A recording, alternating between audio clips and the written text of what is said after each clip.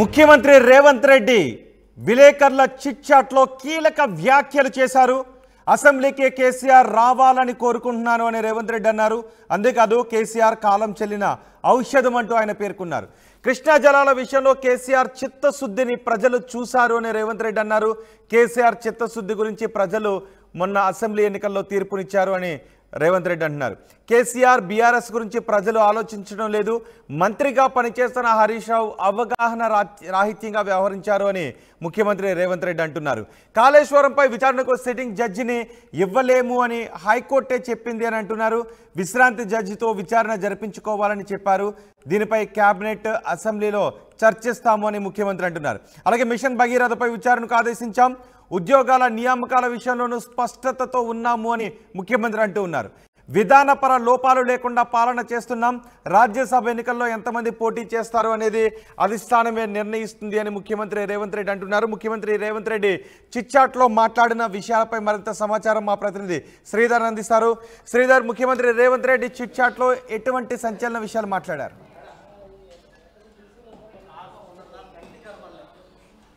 రోహిత్, అటు ముఖ్యమంత్రి రేవంత్ రెడ్డి కేసీఆర్ పై hot comment చేశారు.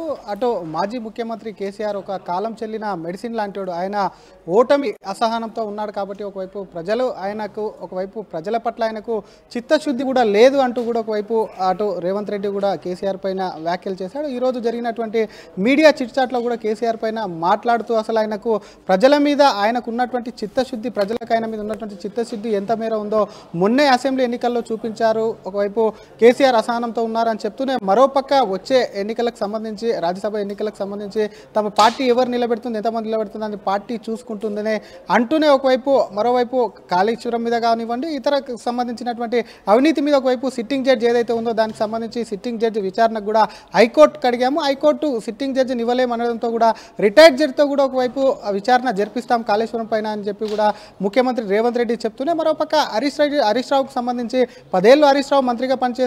సభ హక్కులు ఏమున్నాయి, సభకు సంబంధించినటువంటి ఏ విధంగా వ్యవహరించాలని చెప్పి కూడా మంత్రికి తెలియదా? ఒకవైపు తనకు ముఖ్యమంత్రి, అటు మాజీ ముఖ్యమంత్రి కేసీఆర్ బదులు ప్రతిపక్ష నేతగా ఉన్నటువంటి కేసీఆర్కు బదులు హరీష్ రావు రావడం పట్ల కూడా ఇప్పటికే పెద్ద దుమారమే రేగిందని చెప్పాలి. దానికి సంబంధించి కూడా ఒకవైపు రేవంత్ రెడ్డి ఘాటుగానే స్పందించారు. ఈరోజు ఒకవైపు కేసీఆర్ రాలేదని ఒకవైపు హిమాన్షు వస్తాడు, కేటీఆర్ రాలేదని హిమాన్షు వస్తాడా అని ఇటువంటి వ్యాఖ్యలు, ఇటువంటి అలో చేస్తారా అంటూ కూడా ఒకవైపు కేసీఆర్ కుటుంబం పైన ఒకవైపు ఘాటుగానే స్పందిస్తుంది. మరోపక్క పరిపాలన పైన పూర్తిగా తమకు అవగాహన ఉంది, తొందరలోనే జాబ్, ఎందుకంటే ఇప్పటికే ఉద్యోగాల నోటిఫికేషన్ సంబంధించి కాంగ్రెస్ ప్రభుత్వం కూడా ఒకవైపు పూర్తి స్థాయిలో చిత్తశుద్ధితో ఉంది. దానికి సంబంధించి కూడా ఒకవైపు ముందుకు వెళ్తూనే మరోపక్క ఇంకో పక్క కేసీఆర్ కుటుంబం కానివ్వండి, బీఆర్ఎస్ చేసినటువంటి అవినీతి పైన ఒకవైపు సిట్టింగ్ జడ్జితోనే విచారణ జరిపించి మరోపక్క పరిపాలన మీద పూర్తి స్థాయిలో దృష్టి పెడతామని చెప్పి కూడా ముఖ్యంగా రేవంత్ రెడ్డి ఈ చిట్చాట్లో పేర్కొన్నారు. రైట్ శ్రీధర్, ముఖ్యమంత్రి రేవంత్ రెడ్డి చిట్చాట్లో చాలా కీలక విషయాలు మాట్లాడారు. బీఆర్ఎస్ గురించి ఆయన సంచలన వ్యాఖ్యలు చేశారు. అసెంబ్లీకి కేసీఆర్ రావాలని కోరుకుంటున్నాను అని రేవంత్ అన్నారు. సీఎం సంచలన వ్యాఖ్యలపై, చిట్చాట్లో మాట్లాడిన సంచలన వ్యాఖ్యలపై ఇప్పుడు బీఆర్ఎస్ ఏ విధంగా రియాక్ట్ అవుతుంది అన్నది కూడా ఆసక్తి నెలకొని ఉంది. కేసీఆర్ కాలం చెల్లిన ఔషధం అంటూ రేవంత్ రెడ్డి అన్నారు. కృష్ణా జలాల విషయంలో కేసీఆర్ చిత్తశుద్ధిని ప్రజలు చూశారు, కేసీఆర్ చిత్తశుద్ధి గురించి ప్రజలు తీర్పునిచ్చారు అన్నారు.